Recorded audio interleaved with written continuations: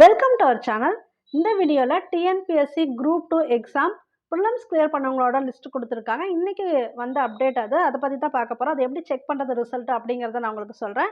அதுக்கு முன்னாடி இந்த சேனலுக்கு புதுசு அப்படின்னா நீங்கள் சப்ஸ்கிரைப் பண்ணி வச்சுக்கோங்க, பெல் ஐக்கானும் கிளிக் பண்ணி வச்சுக்கோங்க. அப்போ தான் நாங்கள் போடுற வீடியோ இமீடியட்டாக உங்களுக்கு ரீச் ஆகும்.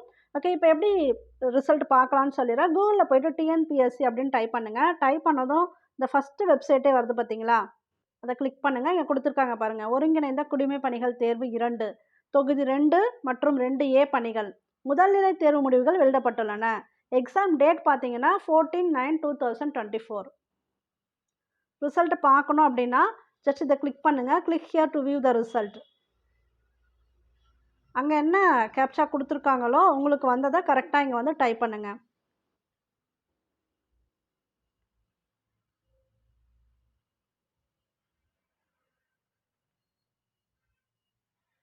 டைப் பண்ணிவிட்டு சப்மிட் கொடுத்தீங்க அப்படின்னா இந்த பேஜ் ஓப்பன் ஆகும்.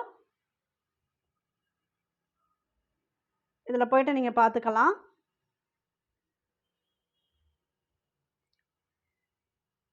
ஜஸ்ட் டவுன்லோட் ஆனதும் நீங்கள் செக் பண்ணிக்கலாம். ரிசல்ட்டை பிடிஎஃபாக வரும்.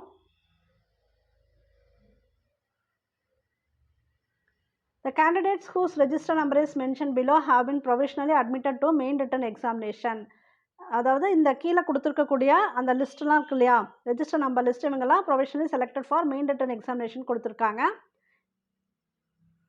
மெயின் ரிட்டன் எக்ஸாமினேஷன் டேட் பார்த்தீங்கன்னா பேப்பர் 1 தமிழ் எலிஜிபிலிட்டிக்கு 2/2/2025 பிப்ரவரி மாதம் 2ஆம் தேதி கொடுத்துருக்காங்க.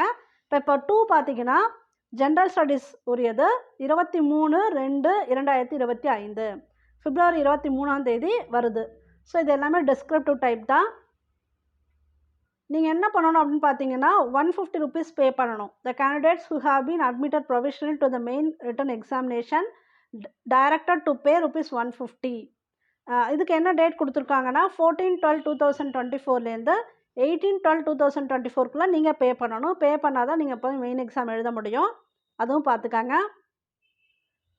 சப்போஸ் ஃபீஸ் வந்து எக்ஸம்ஷன் கேட்டிருந்தீங்கன்னா அதுக்கு கீழே என்ன கொடுத்துருக்காங்கிறத அந்த பேராக கொடுத்துருக்காங்க, அதையும் படிச்சுட்டு நீங்கள் பார்த்து பண்ணிக்காங்க.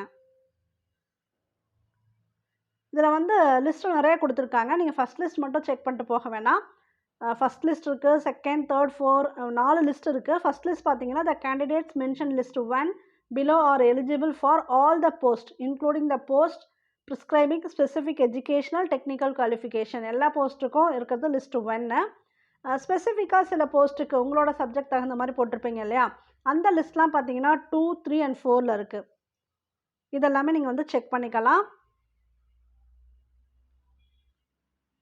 ஸோ உங்கள் ரெஜிஸ்டர் நம்பர் இதில் வந்திருக்கா அப்படின்னு செக் பண்ணிவிட்டு நீங்கள் வந்து மெயின் எக்ஸாம் ப்ரிப்பேர் பண்ணுங்கள்.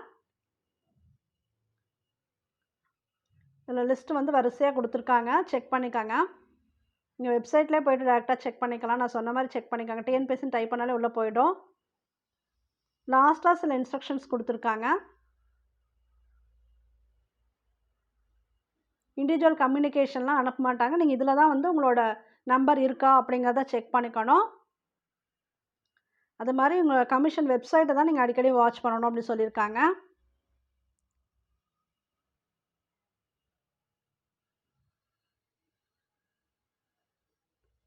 அது பியூர்லி இப்போ இருக்கக்கூடிய நேம் லிஸ்ட் பார்த்தீங்கன்னா மெயின் ரிட்டன் எக்ஸாமினேஷனுக்காக இருக்குது லிஸ்ட்டு அப்படிங்கிறத இந்த நோட்டில் கொடுத்துருக்காங்க.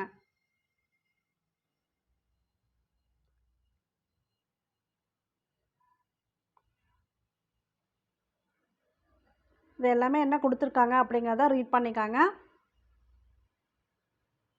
ஓகே, தேங்க்யூ ஃபார் வாட்சிங்.